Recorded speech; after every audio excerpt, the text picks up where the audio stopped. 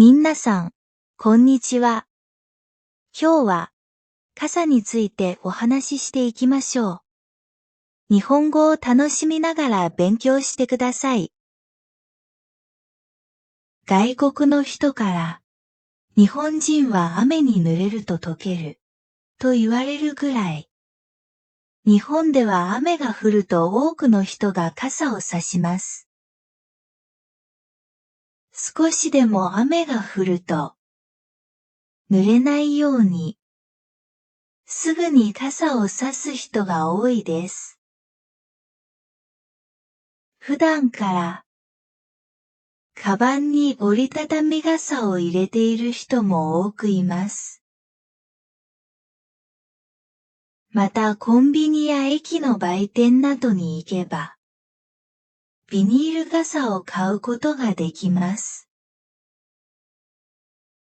ビニール傘は透明なビニールでできた傘で、コンビニで1本300から500円ぐらいで売られていますし、100円ショップに行けば、傘を1本100円で買うこともできます。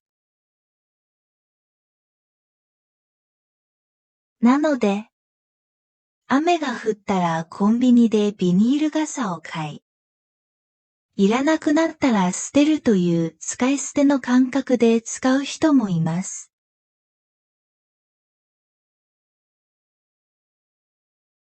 外国の人から、日本人は雨に濡れると溶ける、と言われるぐらい。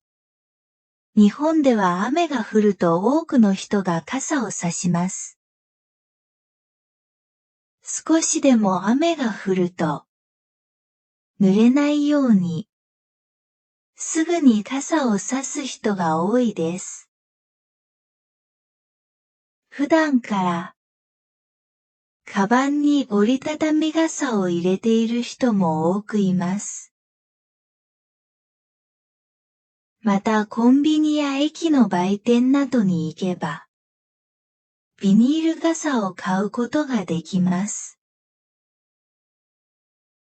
ビニール傘は透明なビニールでできた傘で、コンビニで1本300から500円ぐらいで売られていますし、100円ショップに行けば、傘を1本100円で買うこともできます。